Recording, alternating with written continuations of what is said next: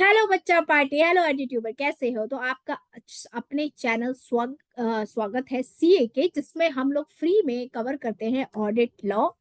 ठीक है। और ये आपका स्ट्रिक्टली न्यू सिलेबस के बेसिस पे है, लेकिन आपको इसके अंदर थोड़ा धैर्य रखना पड़ता है, क्योंकि जो क्लासेस आती हैं वो एक दिन के गैप में आती है। सारा सिलेबस कवर होगा, पूरा आपका मतलब रिवीजन कवर होगा। तो अगर आप मुझे नहीं जानते तो मेरा नाम है सी अंजलि शर्मा, और बाकी मेरा इंट्रोडक्शन वगैरह मुझे देना नहीं चाहती। मैं आपको सिर्फ ये कहूंगी कि आप डिस्क्रिप्शन में जाके एक बार चेक कर लीजिए, जिनको कोई डाउट है। ठीक है। इस क्लास को स्किप करने से पहले 10-15 मिनट इस क्लास को देख के जाना कि क्लास में चल क्या रहा है। आज हम कवर क्या करने वाले हैं? आज हम कवर करने वाले हैं तो आज हम कवर क्या करने वाले हैं? आज हम कवर करने वाले हैं chapter first, nature scope of the audit, CA inter का, as per the strictly new syllabus. ठीक है। और तो ये चैप्टर पूरी कवरेज होने वाली है। तो आराम से अपना पेन पेंसिल नोटबुक लेके आ जाओ, मॉड्यूल है मॉड्यूल लेके आ जाओ, कोई भी रिसोर्स बुक यूज कर रहे हो वो लेके आ जाओ। अगर कुछ भी नहीं है तो सिर्फ आईसीए का मॉड्यूल और जो मैं जिससे करा रही हूँ उससे आप मतलब बैठ के पढ़ सकते हैं। ठीक है।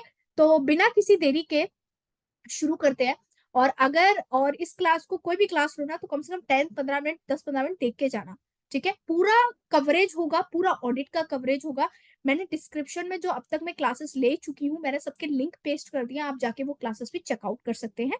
ठीक है। कोई डाउट, समस्या, क्वेरी हो तो कमेंट सेक्शन में आप कमेंट कीजिए, हमारी टीम आपको मतलब आपसे बात करेगी।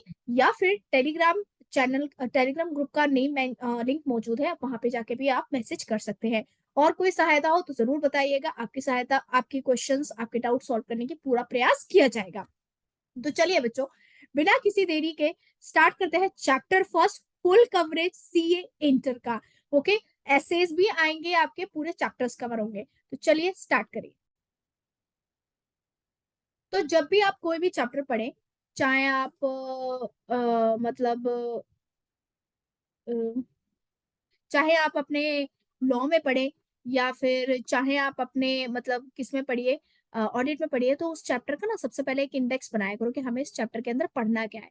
तो आप लोगों को और क्लैरिटी हो जाएगी कि हमें किस राह पे जाना है। तो बेटा जो चैप्टर फर्स्ट है ना, नेचर स्कोप एंड ऑडिट, मैं मैम इसके अंदर से पहले बताइए कि आता कितने मार्क्स का है नेचर स्कोप। बेटा आराम से इस स्कोप ऑफ ऑडिट, इस चैप्टर के अंदर से जो फिक्स क्राइटेरिया, आपका 8 से 10 मार्क्स का आराम से आ सकता है। कई बार रैंडमली 5 मार्क्स का भी आ सकता है और 10 मार्क्स से ज्यादा भी, लेकिन अगर मैं आप एक एवरेज की बात करूं तो 8 से 10 मार्क्स का बिल्कुल आ सकता है, क्योंकि this chapter is base for you. Audit आपके लिए एक नया सब्जेक्ट है। ऑडिट है क्या?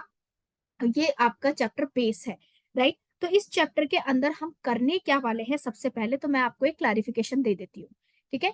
ये चैप्टर आपके लिए समझना बहुत जरूरी है, क्योंकि इसके अंदर जैसे कि लॉ के अंदर सेक्शन 2 आपकी डेफिनेशन को डिफाइन करता है किसी भी लॉ का, वैसे ही किसी भी एक्ट का सेक्शन 2 आपको डिफाइन करता है। वैसे ही भैया, अगर आप ये चैप्टर नहीं समझ पाए या इसके कुछ टर्म्स नहीं समझ पाए, तो आपको आने वाले चैप्टर्स के अंदर थोड़ी सी दिक्कत आ सकती है कि मैम इसका मतलब क्या है, इसका मतलब क्या नहीं है, ये चीज है।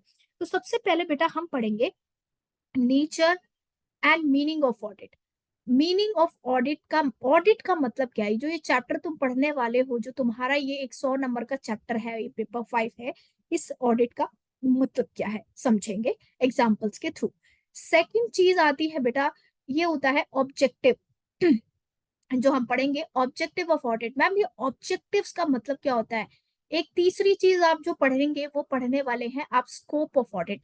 तो बहुत सी दिक्कत होती है, मैम स्कोप का मतलब क्या है, ऑब्जेक्टिव। बेटा ऑब्जेक्टिव का मतलब होता है व्हाट इज योर पर्पस, आपका उद्देश्य क्या है, यानी ऑडिट का उद्देश्य, ऑडिट का पर्पस क्या है, इस सब्जेक्ट का पर्पस क्या है, ये हम पढ़ेंगे ना। स्कोप का मतलब क्या होता है कि भैया आपका जो काम है ऑडिट, आपके दायरे में क्या आता है। तो स्कोप की मैं हिंदी में बात करूं तो इसको बोलेंगे कि दायरा क्या है ऑडिट का, दायरा की बात करूं। नेक्स्ट हम पढ़ने वाले हर चीज के एक पॉजिटिव एडवांटेजेस होता है, एक डिसएडवांटेजेस होता है। तो हम पढ़ेंगे inherent limitation, very important. Next इसमें हम जो नेक्स्ट टॉपिक पढ़ेंगे वो पढ़ेंगे हम इनहेरेंट लिमिटेशन के बारे में पढ़ेंगे। अगर आप देखेंगे तो अभी तक हम ऑडिट के बारे में ही पढ़ रहे हैं। इसके बाद जो आपका इसी चैप्टर के अंदर सेकंड फेज स्टार्ट होगा वो होगा एंगेजमेंट्स के बारे में पढ़ेंगे। ये वाली एंगेजमेंट नहीं, एंगेजमेंट यहाँ पे है कि भैया कोई रिटन डॉक्यूमेंट दो पार्टीज के बीच में या तीन पार्टीज के बीच में होता है, क्या क्या उसकी कंडीशन है, क्या क्या उसकी नहीं कंडीशन है। तो यहाँ पे आप टाइप्स ऑफ एंगेजमेंट की बात करेंगे, राइट। टाइप्स ऑफ एंगेजमेंट के बाद फिर भैया जिस नेक्स्ट जो आपका हेडिंग आती है वो पढ़ेंगे भैया आप लोग। हाँ जी, आप लोग 5 साल 6 साल की मेहनत के बाद आप पे टैग लगेगा auditor, you are an auditor of a company. तो आप लोगों की क्वालिटीज क्या होनी चाहिए, आप लोगों की ड्यूटीज क्या होनी चाहिए, ये सारी चीजें हमें इस चैप्टर में पढ़नी है। नेक्स्ट थिंग है बेटा, आपके इंटर में हर चैप्टर के साथ ऐसे बिलोंग करते हैं, राइट। तो मैं यहाँ पे मैंने चैप्टर्स को सेपरेट पार्ट में बांटा है। जो सेपरेट जो चैप्टर्स के अंदर का कंटेंट है वो एसेज में से एसक्यूसीज में से आया है, लेकिन हम लोग ऐसे सीरीज अलग पढ़ेंगे ताकि आपकी डबल रिवीजन हो जाए। तो इस चैप्टर के अंदर कौन कौन से ऐसे डील करते हैं, तो सबसे पहले तो आता है आपका एसक्यूसी 1। ठीक है, ये हम अलग से भी पढ़ेंगे, लेकिन इस चैप्टर के अंदर भी आपको इसके कुछ पॉइंट्स आपको मिलेंगे। ऐसे 200 पढ़ेंगे 200 की सीरीज में। तो अब तक समझ में आया कि अब हम क्या करने वाले हैं। तो हमारा ये पर्पस रहने वाला है इस क्लास का, ये ऑब्जेक्टिव रहने वाला है कि हम लोग यहाँ पे पढ़ने वाले हैं ये चीज। अब मैं आपको अपने नोट शेयर कर रही हूँ, तो वहां से हम इसको कवर करेंगे। दिस क्लास इज रेलिवेंट, ये कोई शॉर्टकट क्लास नहीं है। रिवीजन के तौर पे देखना चाहो revision, this is a full fledge class. जो बच्चा बिल्कुल नया है उसके लिए भी रेलिवेंट है, उसके लिए भी अप टू डेट है। जो बच्चा पढ़ चुका है, एग्जाम दे चुका है रिवीजन के थ्रू में, उसके लिए भी। तो यहाँ पे कोई डिस्टिंक्शन नहीं है, राइट। ओके, तो चलिए बच्चा पार्टी, अब स्टार्ट करते हैं अपना फर्स्ट थिंग। ओके, चलो। अब मुझे इसके स्टार्ट करने से पहले मैं आपको एक मतलब समझाती हूँ। What do you understand by the, आप किसी मतलब सिंपल सी बात है, आप मुझे खुद बताइए। आपके पास जेकेएल लिमिटेड कंपनी आई, जेकेएल कोई लिमिटेड कंपनी है, ओके। तो दो सीए हैं, मिस्टर ए और मिस्टर बी, राइट। ये दोनों ही चार्टर्ड अकाउंटेंट्स हैं, राइट। मिस्टर ए के पास ये कंपनी आई और इस मिस्टर ए से बोलती है कि you have to prepare my financial statement. आपको क्या करनी है, मेरी फाइनेंशियल स्टेटमेंट्स को प्रिपेयर करना है। फाइनेंशियल स्टेटमेंट को प्रिपेयर करने के बाद मेरा टैक्स भी आपको भरना है, मेरा मतलब कंपनी का टैक्स भी आपको भरना है, और सारी प्लस रिटर्न्स भी आपको भरनी है। ओके, सो ये चीज है, और आपको मेरी कंसल्टेंसी भी करनी है। ये सारी चीज ये किसके पास आती है, जेकेएल कंपनी मिस्टर ए के पास आती है। Both are chartered accountant, both are chartered accountant, right. अब इन्होंने मिस्टर ए ने अंडरटेक कर लिया ये वर्क कि हाँ मैं आपकी फाइनेंशियल स्टेटमेंट भी बना के दूंगा, मैं आपको टैक्स रिटर्न भी फाइल करके दूंगा, मैं आपकी रिटर्न्स जीएसटी रिटर्न सब चीजें, और मैं आपको कंसल्टेंसी भी प्रोवाइड करेगी हमारी फर्म। क्लियर। अब मिस जेकेएल लिमिटेड कंपनी, ये 2000 सपोज कीजिए 23 की बात है, 23 2000 मिड ऑफ द 23 में, या जब 2024 में starting of the 2004, miss JK limited CA mister B के पास जाती है और मिस्टर बी से बोलती है कि यू नीड टू, ये भी सीए है, यू नीड टू ऑडिट, आपको हमारा ऑडिटर, आप हमारे ऑडिटर अपॉइंट हुए हैं क्योंकि ये लिमिटेड कंपनी है, आप हमारे ऑडिटर अपॉइंट किए और आपको हमारी फाइनेंशियल स्टेटमेंट का ऑडिट करना है। अब आप लोग जरा सोच के बताइए कि दोनों ही सीए हैं, दोनों ही सीए हैं, मिस्टर ए मिस्टर बी। तो इसमें दोनों के काम में क्या फर्क है। एक, अगर मेरी आपने शुरू से बात सुनी होगी तो मैंने यहाँ पे आपको बताया था कि मिस्टर ए जो है ये कौन सा काम कर रहे हैं, जेके लिमिटेड का कंसल्टेंसी काम कर रहे हैं, मैनेजमेंट काम कर रहे हैं, and as a chartered accountant, as a degree same as a chartered accountant काम कर रहे हैं। यानी कि कुल मिला के mister A is a kind of employ of the JKL limited, क्योंकि मिस्टर ए को जेकेएल लिमिटेड के हिसाब से काम करना है। जो वो चीजें प्रोवाइड करेंगे उसी हिसाब से उनको फाइनेंशियल स्टेटमेंट बनानी है, जितनी वो आपको डाटा देंगे उसी हिसाब से आप रिटर्न तैयार करेंगे और आप इनको उनकी कंसल्टेंसी देंगे। लेकिन यहाँ पे केस डिफरेंट हो जाता है जब मिस्टर बी के पास जाते हैं जेकेएल लिमिटेड के मेंबर्स। क्या जे मिस्टर बी क्या है, ऑडिटर। एक ऑडिटर क्या होता है, देखो फर्क समझो। ऑडिटर कभी भी फाइनेंशियल स्टेटमेंट या चार्ट सीए बैलेंस शीट वगैरह नहीं बनाता। एक जो सीए है जो कि ऑडिटर अपॉइंट हुआ है, वो दूसरे सीए की, जो कि कंपनी का चार्टेड अकाउंटेंट है, उस सीए की बनाई गई फाइनेंशियल इंफॉर्मेशन को इवेल्युएट करके, उसमें अपने स्टैंडर्ड्स एंड ऑडिटिंग को देख के भैया ये बताता है मिस्टर बी जो ऑडिटर है वो अपनी एक at the end of the period वो अपनी एक ऑडिट रिपोर्ट देंगे और उसमें अपना एक क्या देंगे, ओपिनियन देंगे। क्या ओपिनियन देंगे, एक रीजनेबल ओपिनियन देंगे, रीजनेबल अश्योरेंस देंगे कि भैया मेरी क्या इन्वेस्टिगेशन ही, मेरी इवैल्यूएशन, मेरी नॉलेज और as per the standards on auditing और जो सारी चीजें मैनेजमेंट के द्वारा प्रोवाइड की गई हैं उसके हिसाब से financial statements of JKL limited are true and fair view, presenting the true and fair view or not. ये अपने ऑडिट रिपोर्ट में अपना कंक्लूजन, अपना ओपिनियन देंगे। और इनके ओपिनियन पे भरोसा कौन करेंगे, यूजर्स ऑफ फाइनेंशियल स्टेटमेंट, जो जेकेएल लिमिटेड के यूजर्स है फाइनेंशियल स्टेटमेंट, वो भरोसा करेंगे। एक और चीज से मैं आपको समझाती हूँ ऑडिट का मतलब क्या है। इतना समझ में आया आपको? यस। जेकेएल लिमिटेड है, आप बड़े ध्यान से सुनिए, जेकेएल लिमिटेड है तो भैया जेकेएल लिमिटेड को क्या चाहिए, जेकेएल लिमिटेड के यूजर्स जो है बैंक्स हैं, ठीक है, शेयर होल्डर्स हैं, क्रेडिटर्स हैं, ये by the end of the बोलते हैं कि भैया हमें अपनी ऑडिट रिपोर्ट दे, हमें अपनी ऑडिट रिपोर्ट दिखाओ, हम तुम पे तभी भरोसा करेंगे कि तुम कितना प्रॉफिट कमाते हो, कितना करते हो, हमें अपनी ऑडिट रिपोर्ट दिखाओ बेटा। तो मिस्टर के लिमिटेड ने किसको अपॉइंट कर रखा था, याद करो, मिस्टर बी को। तो मिस्टर बी है तो जेके लिमिटेड के मैनेजमेंट में, अब यहाँ पे मेरी बात को ध्यान देखिए, मैनेजमेंट में मिस्टर ए आते हैं अगर वो इस पोजीशन पे है, जो जेके के सीए हैं, इनके द्वारा प्रिपेयर की गई फाइनेंशियल स्टेटमेंट मिस्टर बी इसका इवैल्यूएशन करेंगे और इवैल्यूएशन के बाद एक रिपोर्ट पेश करेंगे। एक जो रिपोर्ट, ऑडिट रिपोर्ट, ये इन लोगों को सर्कुलेट की जाएगी और ये लोग फिर इस पे भरोसा करेंगे और उसको देखेंगे कंपनी किस लायक है। समझ में आ गया? तो एक सीए की रिपोर्ट नहीं, एक ऑडिटर की रिपोर्ट पे भरोसा किया जाता है। दोनों दोनों भैया, तुम लोग किसी के भाई हो, तुम लोग एक ए, सपोज फॉर एग्जांपल तुम लोग ए पर्सन हो, तुम्हारा नाम ए है, तुम किसी के भाई हो, तुम किसी के बेटे हो, तुम्हारा रोल अलग अलग हो सकता है लेकिन एक ही इंसान हो। वैसे तुम एक ही डिग्री से चार सीए भी बनते हो और एक ही डिग्री से तुम ऑडिटर भी बन सकते हो। तो भैया ऑडिटर की रिपोर्ट मांगते हैं लोग, सीए की रिपोर्ट तो नॉर्मल कहते हैं ना हम लोग नॉर्मल लैंग्वेज में। सीए क्या करता है भैया, सीए कंपनी का एज अ सीए अगर आप फाइनेंशियल स्टेटमेंट किसी का बनाते हैं तो आप उसके एम्प्लॉय, मैनेजमेंट की तरह ट्रीट किए जाते हैं। लेकिन आप किसी कंपनी के अगर ऑडिटर अपॉइंट होते हैं तो you are not the employ of that company, you are a independent examiner. आप एक इंडिपेंडेंट एग्जामिनर होते हैं जो अपनी रिपोर्ट प्रस्तुत करके, बना के, अपने इवैल्यूएशन, अपनी नॉलेज का इस्तेमाल करके और जो आपको accounting standards, auditing standards, compliance of laws दे रहे हैं उस पर रिपोर्ट प्रिपेयर करके आप कंपनी की फाइनेंशियल पोजीशन पे अपना ओपिनियन देते हैं। क्लियर हो गया या नहीं हो गया? तो ये जो आपने एक है कि preparation and presentation of financial statement is a objective, is a duty of management, company के सीए की, जो कि एम्प्लॉयज है उसकी ड्यूटी होती है, ऑडिटर की ड्यूटी नहीं होती। कुल मिला के इस तरीके से बात की गई। अब भैया समझ में आया? मैम अब इस ऑडिट में हम क्या पढ़ने वाले हैं, हम इस ऑडिट में मिस्टर बी के रोल्स पढ़ेंगे, मैम मिस्टर ए पे क्या अप्लाई होगा, अकाउंटिंग स्टैंडर्ड, किस तरीके से अकाउंटिंग करते हैं, अकाउंटिंग स्टैंडर्ड्स इन पे एप्लीकेबल होंगे। और मिस्टर बी पे क्या एप्लीकेबल होंगे, ऑडिटिंग स्टैंडर्ड्स। इतना समझ आया है नहीं आया भैया? तो एक सीए का रोल, एक ऑडिटर का रोल डिफरेंट होता है। क्लियर हो गया? यस, क्लियर, समझ में आया? तो चलिए अब डिटेल में जो आपका आईसीआई मॉड्यूल कहता है, बुक लैंग्वेज कहती है, वो पढ़ते हैं कि क्या बोलता है।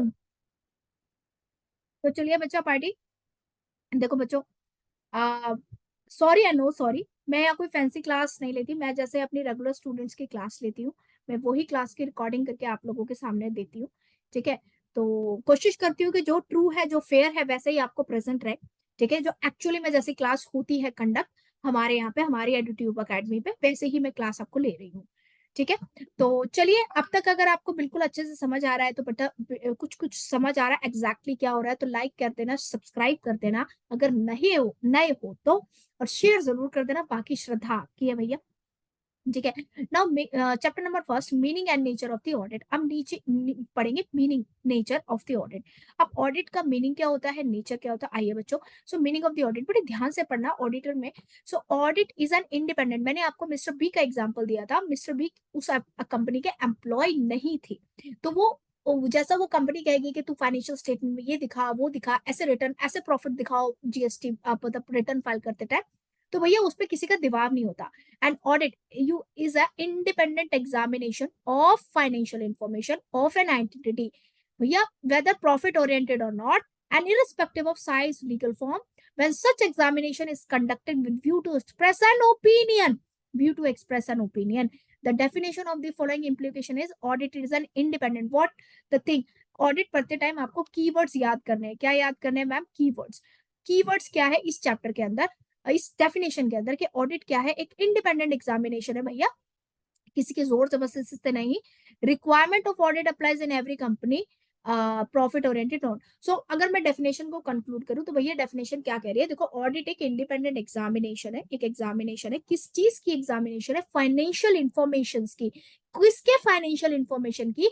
एक एंटिटी के फाइनेंशियल इंफॉर्मेशन की, चाहे वो प्रॉफिट ओरिएंटेड है या नहीं है, चाहे वो बड़ी है या नहीं है, छोटी है, चाहे वो पार्टनरशिप है, किसके लिए है? किसके लिए है एग्जामिनेशन? ताकि भैया अपने ओपिनियन को एक्सप्रेस किया जा सके। कौन एक्सप्रेस करेगा? ऑडिटर। समझ में आया? एक बार फिर से रिपोर्ट करती हूँ। ऑडिट इज एन इंडिपेंडेंट, मेरे साथ याद करो, audit is an independent examination of financial statement of a identity, whether profit oriented और not, irrespective of size and legal form. किस लिए करा जाता है ऑडिट? ताकि वो अपना ओपिनियन दे सके। राइट? क्लियर हुआ? नाउ इंडिपेंडेंस मींस, इंडिपेंडेंस का मतलब होता है जजमेंट। इंडिपेंडेंस का मतलब होता है जजमेंट। भैया जजमेंट किसी और के अधीन ना हो। फॉर एग्जाम्पल यहाँ पे मुझे बोला जा रहा है कि आप बिल्कुल रट्टे की तरह पढ़ाइए, तो मेरा माइंड इंडिपेंडेंस नहीं है। यानी कि मुझे ये कहा जा रहा है मेरी टीम की तरफ से कि आप इस तरीके से ही पढ़ाइए, यही पढ़ाइए, तो यानी मैं उनके हिसाब से पढ़ा रही हूँ, मैं अपने दिमाग से काम नहीं कर रही, तो मेरा माइंड इंडिपेंडेंस नहीं है, इंडिपेंडेंट नहीं है। राइट ना? Auditor should be independent in identity. अब एक जो ऑडिटर होता है ना, उसको भैया अपने भाव रखने के लिए, अगर फाइनेंशियल स्टेटमेंट में किसी ऑडिटर ने, किसी सीए ने भी गलत रिप्रेजेंट किया है, तो एक ऑडिटर को ऐसा होना चाहिए कि भैया वो बता सके कि ये चीज गलत है, ये अकाउंटिंग स्टैंडर्ड के हिसाब से नहीं है, ये लॉ के कंप्लायंस के अगेंस्ट, लॉ के मतलब लॉ में कंप्लायंस नहीं हुआ है इस चीज का, तो वो यानी कि सही को सही और गलत को गलत कह सके। Independence increases auditor availability to act objectively. Independent क्या, इंडिपेंडेंसी क्या तैयार है कि भैया ऑडिटर अपने काम के प्रति, अपने कोड ऑफ कंडक्ट के प्रति बहुत ज्यादा ऑनेस्ट है। तो सबसे पहले मीनिंग समझ में आया ऑडिट, ऑडिट का, या नहीं समझ में आया? तो बेटा मैं अभी भी कह रही हूँ, ऑडिट और सीए के जो काम है उनमें थोड़ा सा डिफरेंस होता है। ठीक है? हालांकि डिग्री एक होती है, बनते तुम सीए उसी से, ऑडिटर भी उसी से बनते हो, लेकिन दोनों के कामों में थोड़ा सा डिफरेंस यहाँ पे होता है। नेक्स्ट है points to be ensure that financial statement mislead anything. अब ऑडिटर एंगेज टू परफॉर्म, भैया ऑडिटर को अपॉइंट क्यों किया जाता है? ये चीज है भैया, ऑडिटर को एक ऐसा एग्जामिनेशन, एक ऐसा इंडिपेंडेंट एग्जामिनेशन देना होता है, इंडिपेंडेंट टास्क परफॉर्म करना चाहता है, ताकि वो अपने रिपोर्ट के जरिए लोगों को एंश्योर कर सके कि जो अकाउंट्स बने हुए हैं वो उस हिसाब से बने जिनकी एक्चुअली में बिल्स प्रेजेंट है, यानी बुक्स ऑफ एंट्रीज हो रखी है।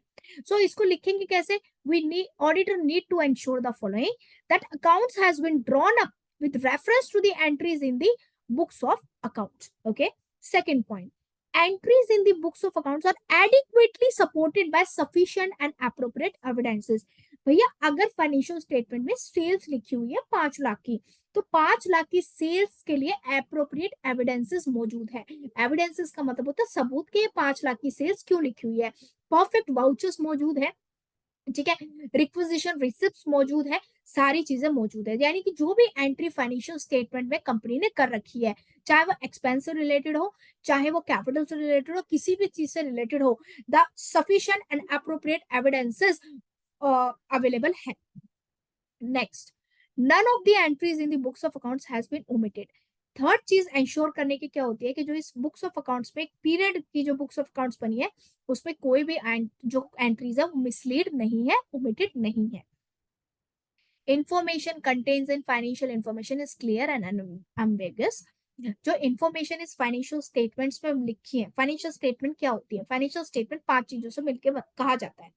Balance sheet, profit and loss account, statement of changes in equity, cash flow statement, statement of changes in equity, cash flow statement, disclaimer, oh sorry, disclosure.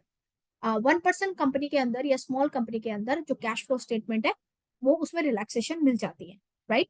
And last, amount shown in the financial statements are properly classified describe. तो भैया जो amount show है financial statement में वो properly describe है, classified है, disclose है, और वो as per the account applicable accounting standard, as per the applicable FRI financial reporting framework के हिसाब से बना हुआ है। Now financial statement reflect true and fair view of financial position. तो ये ऑडिटर को ये जो वर्ड है ना, ट्रू एंड फेयर व्यू, यानी कि बिल्कुल correct, 100% correct, it's reasonably assured कि भैया जो फाइनेंशियल स्टेटमेंट जिस सबूतों के आधार पर बनी हो, जिस वाउचर्स, जिस चीज के आधार पर बनी हुई है, जिस इंफॉर्मेशन, जिस अजर्शंस के आधार पर बनी है, इंफॉर्मेशंस को अजर्शंस बोला जाता है ऑडिट में, जिस अजर्शंस के आधार पर बनी है, that represent a true and fair view. ठीक है, तो ऑडिटर, जो ऑडिटर ये ऑडिट करता है तो इन 6 पॉइंट्स को एंश्योर करने के लिए करता है। ठीक है, समझ में आया या नहीं आया? अब जो नेक्स्ट टॉपिक है वो है इंटरडिसिप्लिनरी नेचर ऑफ ऑडिटिंग। जैसे याद है आप पढ़ते थे कि accountancy is art, accountancy is science, same thing है कि ऑडिट और अकाउंटिंग में क्या रिलेशनशिप है, क्या नेचर है।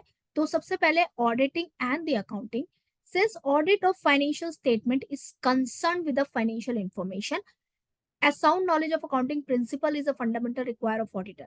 so भैया एक ऑडिटर को एक ऑडिट करने के लिए आपको किस किस चीजों की जरूरत पड़ेगी? तो सबसे पहले अगर आप एक ऑडिटर है, आप किसी भी फाइनेंशियल स्टेटमेंट का ऑडिट ऑडिट यानी एग्जामिनेशन तभी कर पाएंगे जब आपको उसके बारे में पता हो। भैया मैं आपको ऑडिट पढ़ा रही हूँ, मैं आपको ऑडिट पढ़ा रही हूँ, तो मुझे ऑडिट के बारे में नॉलेज होना जरूरी है। अगर मुझे नॉलेज नहीं है तो मैं कैसे किसी भी बच्चे को पढ़ा पाऊंगी या किसी भी बच्चे का एग्जाम पेपर चेक कर पाऊंगी? सेम एज है, अगर आप एक ऑडिटर अपॉइंट होते हो तो यू नीड टू, आप ऑडिट किसका कर रहे हैं? फाइनेंशियल स्टेटमेंट का ऑडिट कर रहे हैं। अगर आप फाइनेंशियल स्टेटमेंट का ऑडिट कर रहे हैं तो आपको फाइनेंशियल स्टेटमेंट यानी कि अकाउंट से रिलेटेड नॉलेज होनी चाहिए, अकाउंटिंग स्टैंडर्ड्स के बारे में पूरा ज्ञान होना चाहिए, फाइनेंशियल रिपोर्टिंग फ्रेमवर्क्स के बारे में पूरा ज्ञान होना चाहिए। समझ में आया auditing and the accounting? Yes, next. Okay, तीसरी चीज, अब ऑडिट हमेशा याद रखिएगा, ऑडिट जो हमेशा है वो सिर्फ फाइनेंशियल स्टेटमेंट का, बैलेंस शीट का नहीं होता। There are lot of audits, audit of tax, tax audit, audit of law, audit of economics, audit of means behavioural science.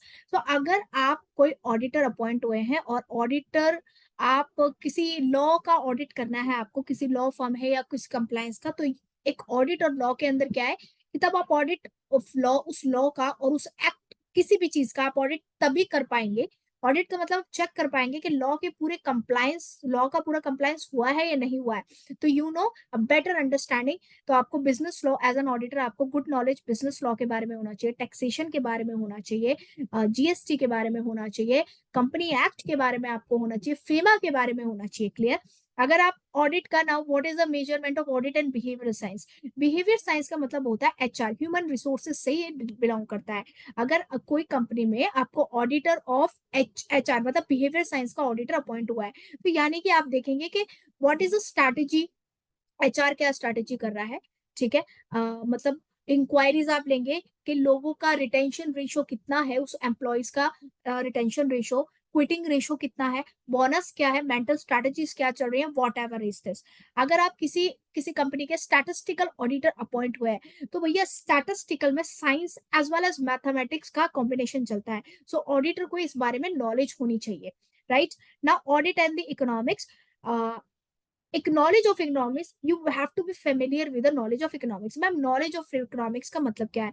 भैया ऑडिटर को you have to know about what is a GDP, what is NDP, taxes, export, import, RBI, ये जो policies चल रही हैं, because this is important thing. अगर आप किसी लिमिटेड कंपनी का ऑडिट कर रहे हैं तो आपको पता होना चाहिए वो कंपनी कितना जीडीपी कंट्रीब्यूट कर रही है। बट एज एन ऑडिटर आपको पता ही नहीं है कि जीडीपी होता क्या है, इकोनॉमिक्स के बारे में, डिमांड परचेज सेल प्राइस के बारे में नॉलेज नहीं है, तो आप कैसे कंक्लूड कर पाएंगे और कैसे उस चीज को अपनी रिपोर्ट में प्रस्तुत कर पाएंगे?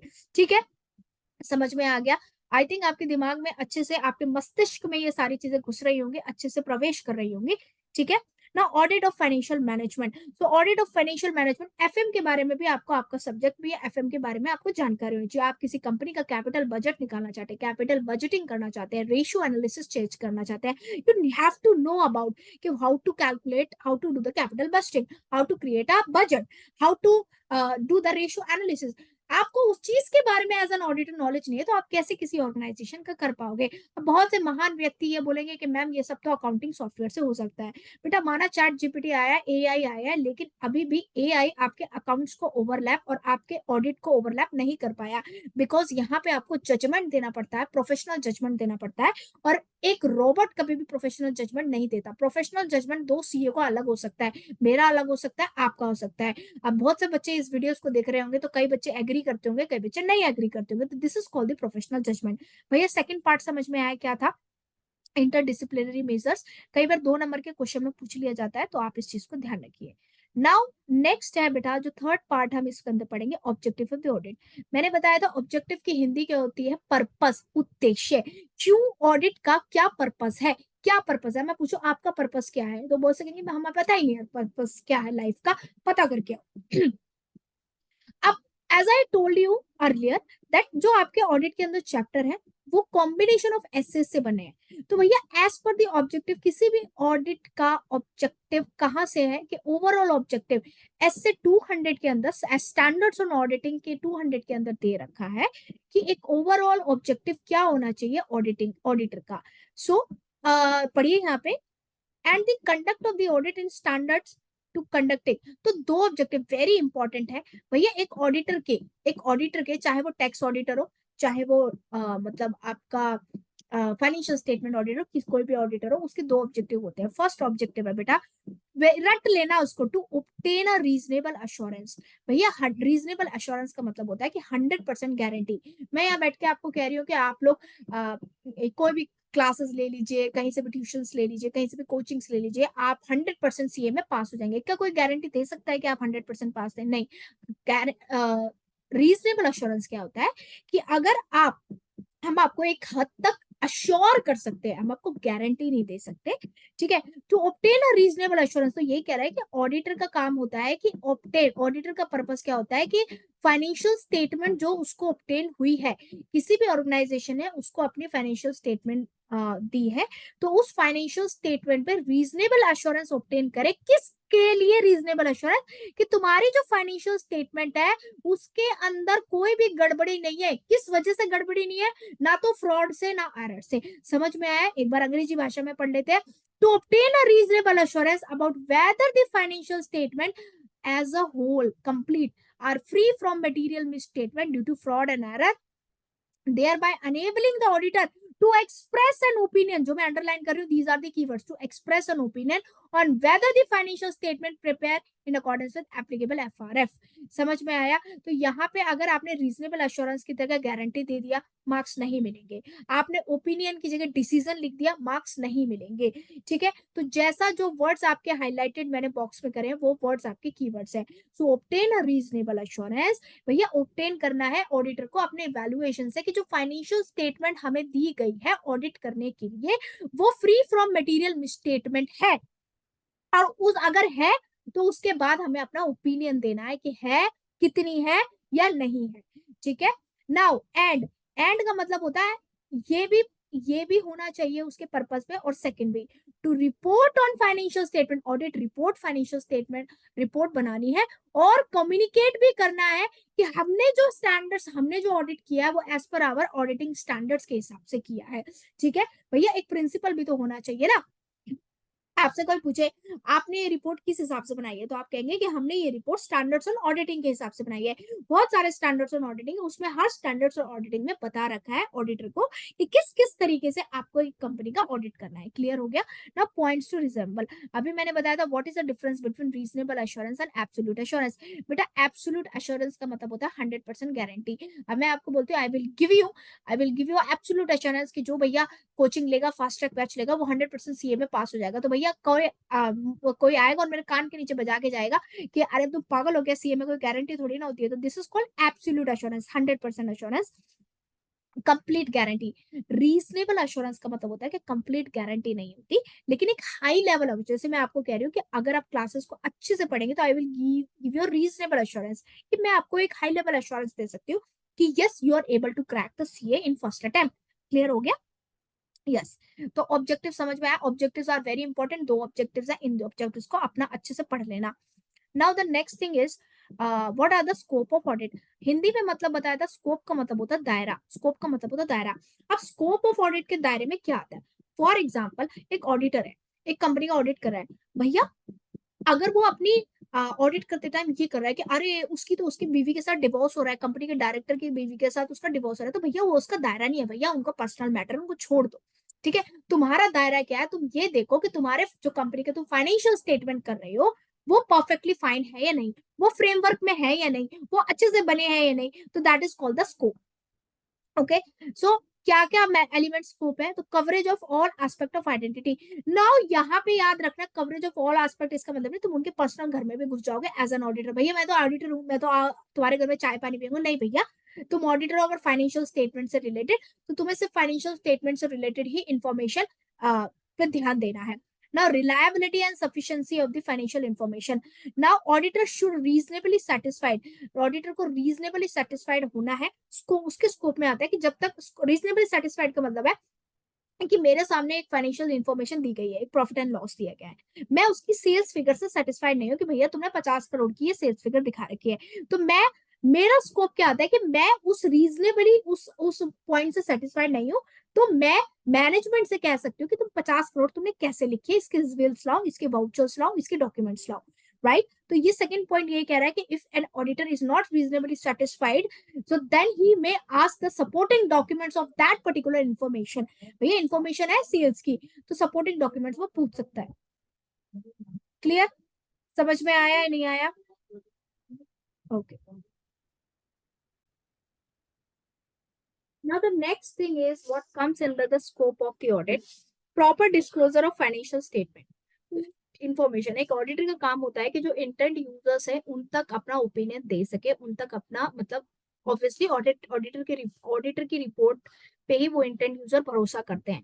तो proper disclosure of the financial statement, तो ऑडिटर को ये चेक करने की जरूरत है, इवेलुएट करने की जरूरत है कि मैनेजमेंट ने अपनी फाइनेंशियल इंफॉर्मेशन का प्रॉपर डिस्क्लोजर किया भी है या नहीं। तो समझ में आ रहा है, ये दायरा समझ में आ रहा है कि इस चीज पे ऑडिटर काम करेगा। Clear? Next point, ensuring that financial statement is properly summarize all the transaction events and recorded therein, and considering the judgment made by the management preparation of financial statement. Now, auditor should also evaluate whether accounting policies are selected. So, भैया accounting एक auditor financial statement का audit कर रहा है, तो auditor को सारी चीज इवेलुएट करने की जरूरत है। तो अभी समझ में आया स्कोप क्या है। Now the next point is going to be started, elements not included in the scope of audit। ये सारी चीजें तो अभी हमने वो पढ़ी कि जो ऑडिट के दायरे के अंदर, स्कोप के अंदर इंक्लूड है, बट ऐसी कौन सी चीजें हैं जो ऑडिट के स्कोप के अंदर इंक्लूड नहीं है, हम ये पढ़ने वाले हैं। तो चलिए पढ़ते हैं, क्योंकि सबसे पहले क्या है, auditor is not expected to perform beyond which falls outside the domain of his competence. For example, mister A जो अपॉइंट हुए हैं वो ऑडिट ऑफ फाइनेंशियल स्टेटमेंट करने के लिए अपॉइंट हुए। क्लियर हो गया? एक सपोज कीजिए, वैसे तो ऐसा होता नहीं है बट मैं आपको एग्जांपल के उससे समझा रही हूँ, मिस्टर बी जो अपॉइंट हुए हैं तो वो टैक्स ऑडिटर के उससे अपॉइंट हुए। तो भैया ये जो मैटर्स कवर करेंगे मिस्टर ए, वो कवर करेंगे कि फाइनेंशियल स्टेटमेंट से जो रिलेटेड मैटर्स है, मिस्टर बी जो कवर करेंगे वो टैक्सेशन रिलेटेड से मैटर करेंगे, क्यों टैक्स रिपोर्ट नहीं करी, इसका इफेक्ट क्या है, क्या नहीं होगा। तो that thing is mention here. Second point is a auditor is not expert in authentication of the documents. The genuineness of the documents cannot be authenticated by him because he is not an expert। बहुत important है, एक auditor ये नहीं कहेगा ये vouchers तुमने खुद बनाए हैं, खुद साइन करके दिए, ये रिपोर्ट तुमने खुद बनाई है, तो भैया आप एक एक्सपर्ट नहीं है। तो ऑथेंटिकेशन को आप क्या नहीं कर सकते, चेक नहीं कर सकते। You have to believe on the inform, हालांकि आपका अगर विश्वास नहीं है, बिलीव नहीं है, तो आप उसके लिए फर्दर सपोर्टेड डॉक्यूमेंट्स मांग सकते हैं एज एन ऑडिटर। लेकिन आप ऐसे कहेंगे कि ये साइन फॉर्ज्ड है या नहीं है, right? So that's thing you have to clear about it. Element not included. Now the next thing is audit versus investigation.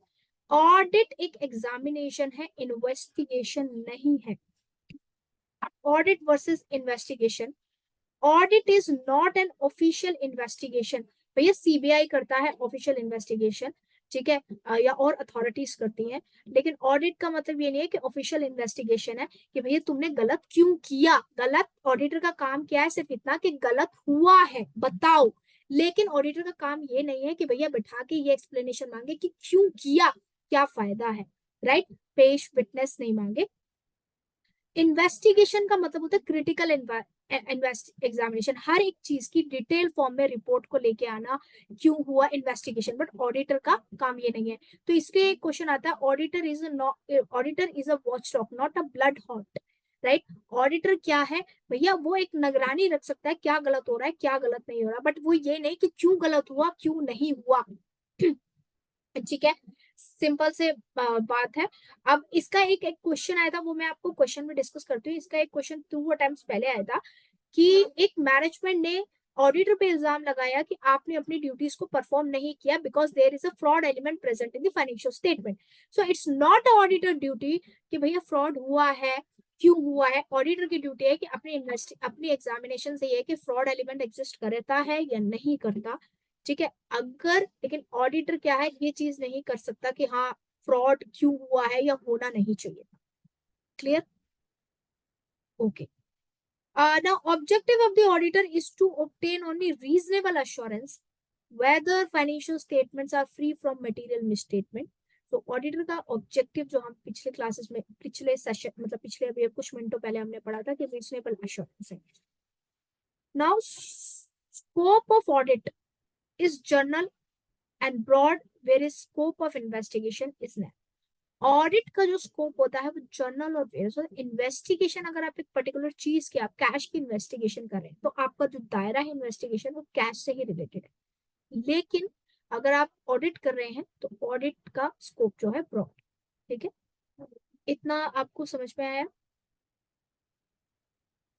Next, benefits of audit. So भैया किसी भी कंपनी को भैया क्यों बेनिफिट है ऑडिट कराने से, ये क्यों है तो इसमें पढ़ेंगे. Audited accounts provide high quality information. High quality information, जो बैंक वाले कहते हैं कि सीए की रिपोर्ट लाओ ऑडिट की रिपोर्ट लाओ, तो अश्योरेंस हाई क्वालिटी इंफॉर्मेशन है कि भैया ये जो रिपोर्ट है वो प्रॉपरली चेक है, सीए ने अपने बिहाफ पे ऑडिटर ने अपने बिहाफ पे चेक की है. In case of company, shareholders may not involve in daily affairs.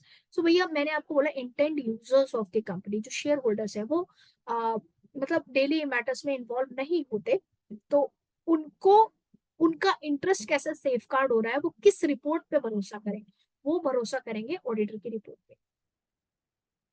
Auditor act as a moral check on the employees committing fraud. So audit का मतलब क्या है, ऑडिटर अगर कोई भी ऑर्गेनाइजेशन में कोई एम्प्लॉयज फ्रॉड कर रहे हैं, ये सारी चीजें ऑडिट मतलब उन फ्रॉडस्टर्स को भी ये लगता है कि नहीं भैया ऑडिट में पकड़े जाएंगे. Audit financial statement helpful in governing authorities. Second है audited financial statements can be relied upon the lenders. तो जो भैया सिंपल सी बात है, जो इंटेंड यूजर्स को हाई क्वालिटी अश्योरेंस प्रोवाइड करते हैं, फ्रॉड को डिटेक्ट करा जा सकता है ऑडिट के थ्रू, रिव्यूज दिए जा सकते हैं. तो ये है आपके बेनिफिट्स ऑफ ऑडिट के. क्लियर हुआ या नहीं हुआ. अब नेक्स्ट फेज पर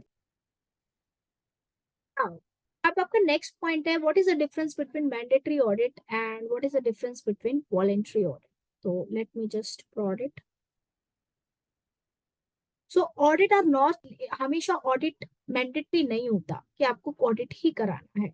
समटाइम्स किसी कंपनी के लिए मैंडेटरी होता है और समटाइम्स किसी कंपनी के लिए वॉलंटरी होता है. It's depends upon the laws, it's upon the various compliance of laws. So non-corporate entities may be compulsory. Non-corporate compliant may be मतलब it's not mandatory, compulsory for the audits. Entities such as schools may also require to get their audit for the purpose of grant and assistance. अगर आपको government grants चाहिए schools वगैरह को, hospitals वगैरह को, तो उनको ऑडिट कराना पड़ेगा. Many entities get their accounts audited voluntarily because of benefits of the process of audit. आप जब भी कोई ऑडिटेड रिपोर्ट पेश करते हैं तो आपको गवर्नमेंट की तरफ से ग्रांट्स मिलती हैं, सब्सिडीज मिल सकती हैं अगर आप उस कैटेगरी जोन में आते हैं, या फिर आपको बैंक्स वगैरह ये सारी चीजें लोन वगैरह पता करता है. Now who appoints the auditor? So in case of companies, very important, company के केस में जो ऑडिटर्स होते हैं वो शेयर होल्डर्स अपॉइंट करते हैं. यहाँ पे मैं जो बात कर रही हूँ कंपनी के share holders in AGM, limited company की बात कर रही हूँ. अगर कोई गवर्नमेंट कंपनीज है तो उसमें CAG, controller auditor general of appoint करता है ऑडिटर को. अगर कोई फर्म है, फर्म यानी कि सोल प्रोप्राइटरशिप, एक शॉप है, पार्टनरशिप फर्म है, लिमिटेड लायबिलिटी फर्म है, एलएलपी है, तो इस केस में partners of that firm appoint करते हैं. समझ आया? अगर कोई कंपनी है, कोई कॉर्पोरेट है तो एजीएम, अगर उसके शेयर होल्डर्स है तो एजीएम में अपॉइंट हो गए. अगर कोई गवर्नमेंट कंपनीज है तो कैग अपॉइंट करेगी, और अगर कोई फर्म है तो पार्टनर्स अपॉइंट करेंगे. कोई बैंकिंग कंपनीज है तो ये पॉइंट मैंने बैंकिंग कंपनीज का जो फुल चैप्टर कवरेज लिया उसमें है. अगर कोई बैंकिंग कंपनी है तो बैंक के बोर्ड ऑफ डायरेक्टर्स वगैरह अपॉइंट करते हैं. अब नेक्स्ट है, जो ऑडिटर ने ऑडिट रिपोर्ट बनाई वो किसको सबमिट करनी है? तो भैया ऑडिटर को किसको रिपोर्ट सबमिट करनी है? सबसे पहले कंपनीज को सबमिट करनी पड़ती है. कंपनीज को सबमिट करता है, शेयर होल्डर्स ने अपॉइंटमेंट किया तो शेयर होल्डर्स को सबमिट करेंगे. सीएजी ने अपॉइंटमेंट किया तो सीएजी को सबमिट करोगे. पार्टनर्स ने अपॉइंट किया तो पार्टनर्स को सबमिट करोगे. भैया जो जिसको अपॉइंटमेंट करता है उसी के थ्रू तो आप क्या करेंगे? सबमिट करेंगे. ठीक है, क्लियर हो गया यहाँ पे? Okay, next. Now the next topic जो हमारा स्टार्ट हो रहा है, अब तक हम ऑडिट के बारे में जान रहे थे, अब आपने बेनिफिट्स पढ़ लिए, स्कोप पढ़ लिए, लेकिन अब आता है कि बेटा इनहेरेंट लिमिटेशन क्या है. हर एक चीज की छुपी हुई डिसएडवांटेजेस भी होती है. तो इनहेरेंट का मतलब है छुपी हुई, इसकी लिमिटेशन क्या क्या है. तो ये जो लिमिटेशन है, ये सबसे पहले क्या बोलते हैं? Inherent limitation, the nature of financial reporting, preparation of financial statement involve judgement. देखो फाइनेंशियल स्टेटमेंट आप बना रहे हो तो आपका जो फाइनेंशियल स्टेटमेंट वो अक्यूरल बेसिस पे चलता है. इसमें मतलब आपकी एस्टिमेशन भी होती है, अनसर्टेनिटी भी होती है. तो ये बोल रहा है कि फाइनेंशियल में स्टेटमेंट किसी कंपनी के चार्टर्ड अकाउंटेंट ने या मैनेजमेंट ने फाइनेंशियल स्टेटमेंट बनाई है. अब वो फाइनेंशियल स्टेटमेंट में माइट भी पॉसिबल है एस्टिमेट पे बनी हो, अक्यूरल पे बनी हो, जजमेंट पे बेस्ड हो. तो दीज जजमेंट, सो जजमेंट पे बेस्ड होता है. Therefore, auditor may not be obtain absolute assurance. और तभी इसलिए बोला गया कि ऑडिटर भी भैया एब्सोल्यूट गारंटी, एब्सोल्यूट एश्योरेंस नहीं दे सकता, उन्हें रीजनेबल एश्योरेंस दे सकता है. तो भैया ऑडिट किया है, मैंने एग्जांपल दिया था ना अभी फ्रॉड का, ऑडिट हुआ है इसका मतलब ये नहीं है कि वो आपको 100% गारंटी देगा कि उसके अंदर कोई भी फ्रॉड या मिसस्टेटमेंट प्रेजेंट नहीं है. Because although the financial statement prepared on the professional judgement. Man in man cases, one of the premise, premise का मतलब होता है बिलीफ, प्रीमाइस का मतलब ये वो प्लांट मशीनरी वाला प्रीमाइस है, belief. One of the premise for conduct of the audit that in management. भैया जब ऑडिट, अभी स्टार्टिंग में मैंने बताया था preparation and presentation of financial statement is responsibility of the management. तो भैया सबसे पहले ऑडिटर का एक प्रीमाइस होता है, बिलीफ होता है कि मैनेजमेंट ने फाइनेंशियल स्टेटमेंट बनाई है उसमें मैनेजमेंट ने सारी एरर्स को एक्नॉलेज कर लिया होगा, सारे इंटरनल कंट्रोल्स किया है. बट व्हाट हैपन व्हेन, अगर मैनेजमेंट ने ऐसा नहीं किया तो ऑब्वियसली कि ऑडिटर आपको 100% गारंटी नहीं दे सकता. क्लियर? प्रीमाइस का मतलब होता है belief. Now nature of audit procedure, different auditor different audit procedures करते हैं. भैया मैं चाहती हूँ सैम्पलिंग मेथड, आप चाहते हैं डिटेल मेथड. तो भैया ये भी एक आपकी क्या हो सकती है? इनहेरेंट लिमिटेशन हो सकती है. ठीक है. And way of obtaining the audit evidences, audit evidences को किस तरीके से ऑब्टेन किया गया है, this also comes under the inherent limitation. Okay. जो सेकंड पॉइंट है इसका, मैनेजमेंट ने may not provide complete information. Management ने अगर पूरी इंफॉर्मेशन एक ऑडिटर को नहीं बताई है और ऑडिटर नाकामयाब, मतलब ऑडिटर सक्सेसफुल नहीं रहा पूरी ऑडिट एविडेंसेस कलेक्ट करने के लिए, तो ऑब्वियसली एरर होने के चांसेस प्रेजेंट है. नाउ सिंस ऑडिट एक इन्वेस्टिगेशन नहीं है, एक एनालिसिस है, एक एग्जामिनेशन है, तो इन्वेस्टिगेशन में हर चीज डिटेल में चेक होती है. बट ऑडिट के अंदर ये एक्सपेक्ट नहीं होता कि हर चीज एक ऑडिटर डिटेल में चेक करे. तो ये अब क्या पढ़ रहे हैं? हम पढ़ रहे हैं what are the inherent limitation of the audit. तो inherent limitation of the auditor में 3 सेगमेंट है बेटा आपके. सबसे पहले the nature of financial reporting. Nature of financial state reporting में आपको 2 चीजें बात याद रखनी है. सेकंड चीज है nature of audit procedure, audit procedure जो ऑडिटर ने लगाए हैं उसमें आपको 2 बातें याद रखनी है. और तीसरा क्या है? Nature is not in the nature of investigation. Okay. Now limitation, inherent limitation, ये हमारा सेकंड टॉपिक था इस चैप्टर का। नाउ थर्ड टॉपिक जो स्टार्ट हो रहा है 1.3, आप देख पा रहे हैं, एंगेजमेंट। बेटा एंगेजमेंट वर्ड आपको बहुत सारा में सुनने को मिलेगा। अब एंगेजमेंट होता क्या है? An engagement is to do something. Engagement का मतलब an arrangement to do something. Engagement का मतलब है एक ऐसा अरेंजमेंट कि कुछ करना है इन कंटेस्ट ऑफ ऑडिटिंग। एक ऑडिटिंग के कंटेस्ट में क्या है, underline, it means a formal agreement. It's a formal agreement. एक ऑडिटर के बीच में और एक क्लाइंट, एक कंपनी के बीच में एक एग्रीमेंट होता है, उसको क्या बोला जाता है? आपका एंगेजमेंट। अब उस एंगेजमेंट और एग्रीमेंट में लिखा क्या होता है, तो किस तरीके से ऑडिट परफॉर्म होंगे, स्कोप ऑफ ऑडिट क्या होगा, आपकी रिस्पॉन्सिबिलिटी क्या होगी, ऑडिटर की रिस्पॉन्सिबिलिटी क्या होगी, ये सारी चीजें को बोला जाता है एंगेजमेंट। और उस डॉक्यूमेंट को बोला जाता है engagement letter. It takes a shape of engagement letter, जैसे कि मैंने आपको डिस्क्राइब किया। Next is external audit engagement. Purpose of external audit engagement is to enhance the degree of confidence. भैया आप एक्सटर्नल ऑडिट एंगेजमेंट यानी बाहर के ऑडिटर को आप क्यों ऑडिटर अपॉइंट करते हो? बहुत बड़ा प्रश्न है। सो भैया ये प्रश्न इसलिए है ताकि आपको जो आपकी कॉन्फिडेंस है, कॉन्फिडेंस डिग्री के आपका ऑडिट, आपकी financial statement true and fair view है, उसमें आपको high chances, high degree of satisfaction, high degree of assurance मिल सके। Now, what is assurance engagement? An engagement in which practitioner express an conclusion to enhance the degree of confidence of the intent user other than the responsible party. Now, elements of assurance engagement, three parties. तो there are three parties होती है। एक practitioner यानी कि एक auditor जो audit कर रहा है, रिस्पॉन्सिबल पार्टी जिसका ऑडिट हो रहा है, ठीक है, और इंटेंट यूजर। इन दोनों के ऑडिट रिपोर्ट से किसको फायदा या नुकसान होगा, वो क्या कहलाया जाता है? आपका इंटेंट यूजर्स। ठीक है। नाउ नेक्स्ट है सब्जेक्ट मैटर। सब्जेक्ट मैटर का मतलब क्या होता है? सब्जेक्ट मैटर का मतलब है information to be examine by the practitioner, या प्रैक्टिशनर की बात हो रही है ऑडिटर। अब ये ऑडिटर आपका एक्सटर्नल भी हो सकता है, इंटरनल भी हो सकता है। For example financial information content. Subject matter मतलब किस चीज का ऑडिट हो रहा है, कौन सी इंफॉर्मेशन का ऑडिट हो रहा है, that's called the subject matter. Now what is suitable criteria? Suitable criteria का मतलब है कि क्या स्टैंडर्ड्स है, क्या अकाउंटिंग स्टैंडर्ड्स है, क्या ऑडिटिंग स्टैंडर्ड्स है, क्या कंप्लायंस कहता है, वो सुटेबल क्राइटेरिया में वो इंफॉर्मेशन फिट हो रही है या नहीं हो रही। नेक्स्ट पॉइंट आता है सफिशिएंट एप्रोप्रिएट ऑडिट एविडेंसेस। इसके बारे में डिटेल में आप पढ़ेंगे चैप्टर 4 में, which is called the audit evidences chapter. Practitioner performs. अब यहाँ प्रैक्टिशनर अगर बात आ रही है तो external auditor plus internal auditor plus as a chartered accountant, तीनों की ही बात आ रही है जिस भी लेवल में वो अपना रोल प्ले कर रहे हैं। ठीक है। रिटर्न अश्योरेंस रिपोर्ट, आउटकम क्या है? जो ऑडिट रिपोर्ट, प्रैक्टिशनर रिपोर्ट दी जाती है, वो रिपोर्ट होती है रिटर्न अश्योरेंस रिपोर्ट में। ठीक है। तो एंगेजमेंट का मतलब समझ आया। Now next some different. Now types of insurance engagement. Assurance का मतलब होता है कितना अश्योरेंस है, कितना डिग्री ऑफ कॉन्फिडेंस उसके अंदर है। तो सबसे पहले रीजनेबल अश्योरेंस और दूसरा होता है लिमिटेड। लेवल ऑफ अश्योरेंस इसमें हाई होता है बट नॉट एब्सोल्यूट। एब्सोल्यूट का मतलब होता है बेटा 100%। लिमिटेड का मतलब होता है इससे, रीजनेबल से भी कम है। Nature of procedures to obtain. भैया रीजनेबल अश्योरेंस कैसे प्रैक्टिस इलेबोरेट करके, एक्सटेंसिव प्रोसीजर्स जो ऑडिट प्रोसीजर्स होते हैं इंक्वायरी ऑब्जर्वेशंस की वजह से।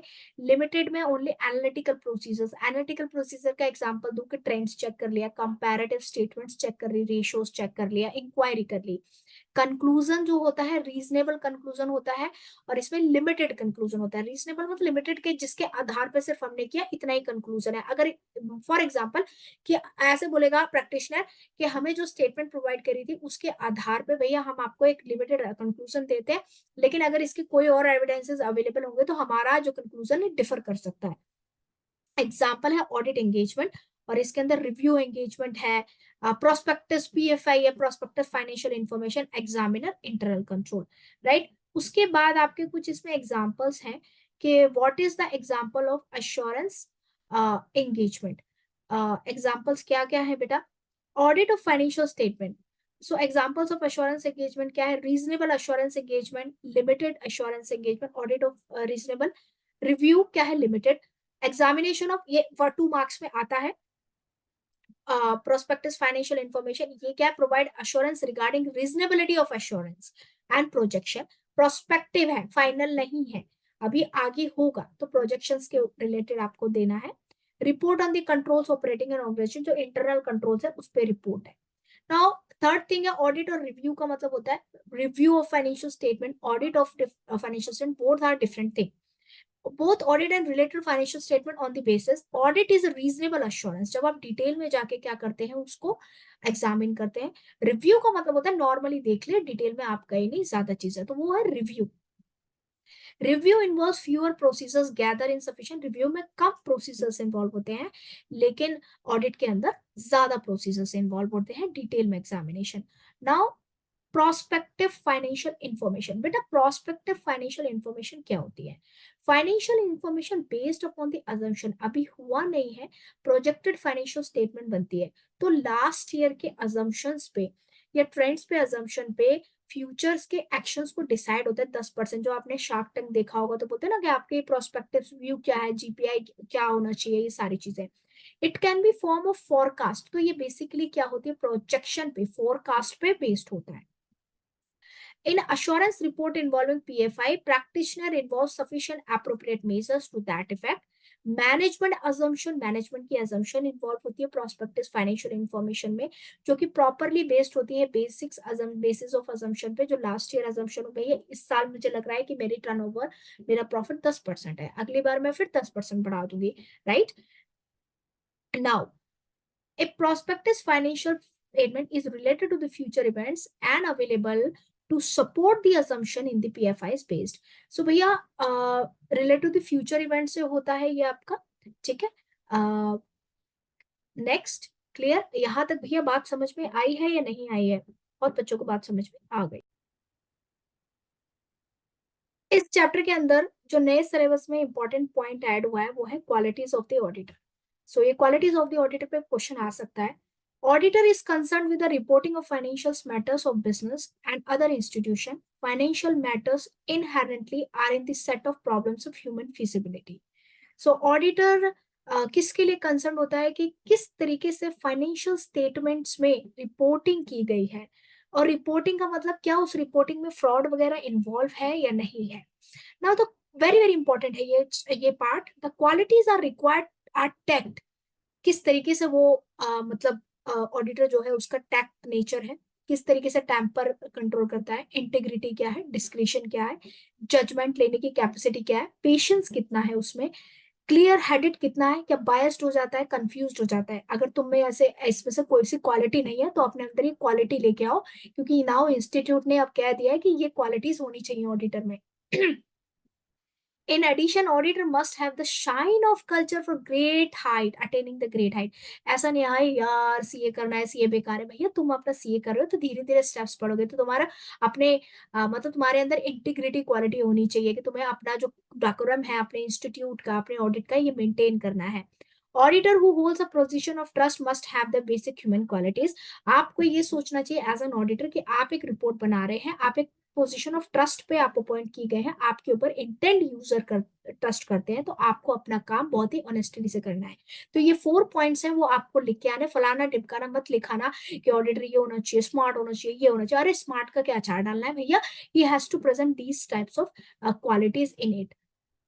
ठीक है, समझ आया या नहीं आया? Now the next thing, and exhaustive knowledge. एक ऑडिटर के पास एग्जॉस्टिव भंडार होना चाहिए नॉलेजेस का, अकाउंटिंग का, हाउस के ब्रांचेस का, लॉ का, प्रिंसिपल का, ऑडिटिंग का। तो ये कुछ 5 क्वालिटीज हैं।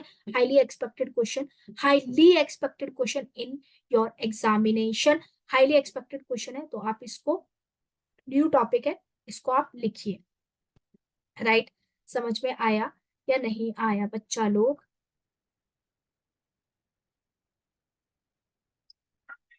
ओके, सो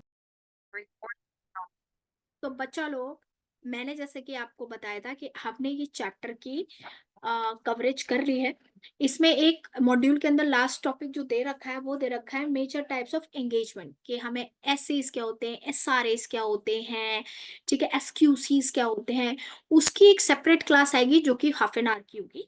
ठीक है? तो बेसिकली आपका full coverage nature, scope and audit जिसमें से क्वेश्चंस मोस्टली फॉर्म होते हैं वो कंप्लीट करा दिया गया है।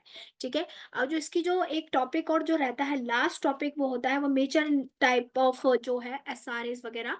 वो चीज़ मैं आपको नेक्स्ट क्लास में मतलब जो नेक्स्ट क्लास इसकी सेपरेट क्लास अपलोड करूँगी क्योंकि वो चीज़ सीए फाइनल के लिए भी एप्लीकेबल है। इसलिए मैं इस चीज़ के अंदर इंक्लूड नहीं कर रही हूँ। लेकिन आप मुझसे पूछेंगे तो पूरा चैप्टर अपलोड है। अगर आप लोगों को बढ़िया तरीके से समझ आया हो, बढ़िया तरीके से सारी चीज़ हुई हो, तो इसको अगर नए हो चैनल पे तो थोड़ा मोटिवेशन हमें भी देके जाओ, सब्सक्राइब कर देना चैनल को, लाइक कर देना जिनको ज़रूरत है। तो आपके लिए स्पेशली आपकी कोई एक सब्सक्रिप्शन में मेरे लाखों करोड़ों रुपए नहीं आने वाले, आपको पता है कि हमारी टीम ने भी जस्ट स्टार्ट किया है। लेकिन मोटिवेशन ज़रूर मिल जाएगा लाखों करोड़ रुपए का कि हम और ज़्यादा आज से फ्री ऑफ क्लासेस लेके आए। कोई भी अभी पेड बैचेस नहीं है, सारा फ्री ऑफ क्लासेस यूट्यूब पे सेशंस अवेलेबल है। जल्दी से ये फाइनल की भी लाएंगे। तो सिर्फ एक सब्सक्रिप्शन, एक लाइक, और अगर अच्छा लगे तो, समझ में आया तो दैट्स ऑल बेटा। पढ़ते रहो, बढ़ते रहो, लिखते रहो, लिखने की प्रैक्टिस करते रहो, जल्द होगी जीत की दहाड़। तो जब तक के लिए करते हैं bye bye. Thank you so much. Tata. Bye bye.